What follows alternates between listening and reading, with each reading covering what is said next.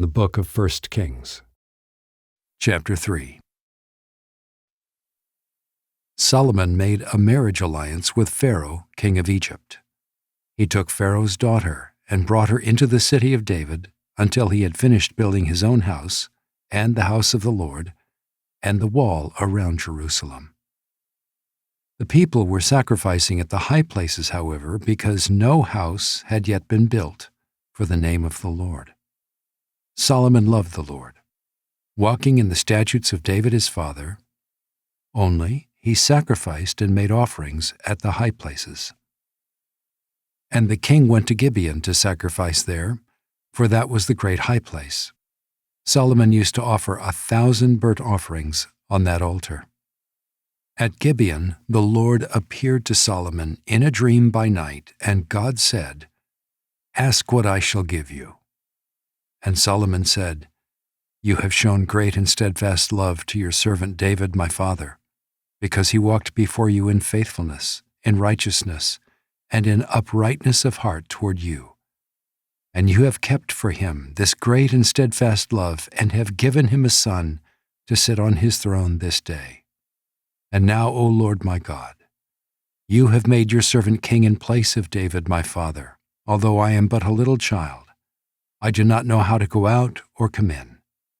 And your servant is in the midst of your people whom you have chosen, a great people, too many to be numbered or counted for multitude.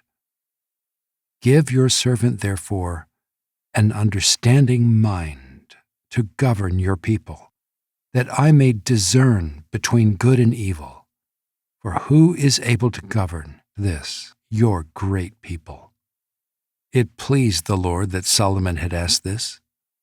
And God said to him, "Because you have asked this, and have not asked for yourself long life or riches or the life of your enemies, but have asked for yourself understanding to discern what is right, behold, I now do according to your word.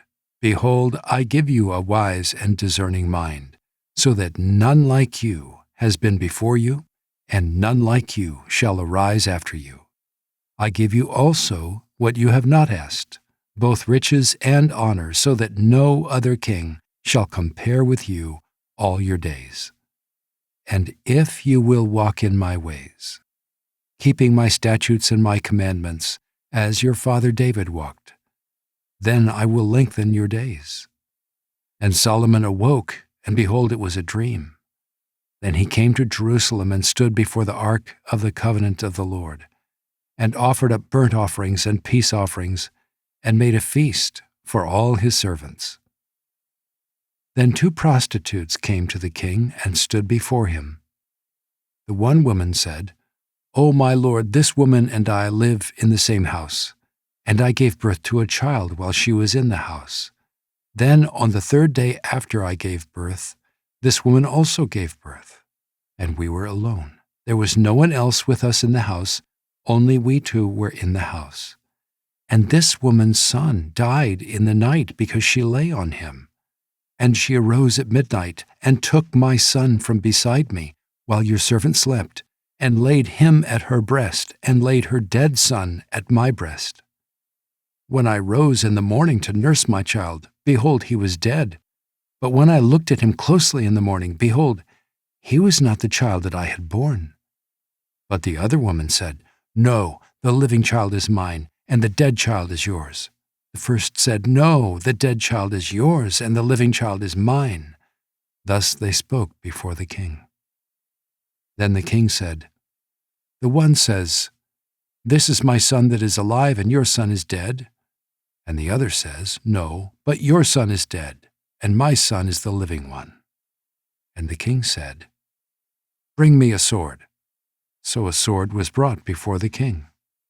And the king said, 'Divide the living child in 2, and give half to the one and half to the other.'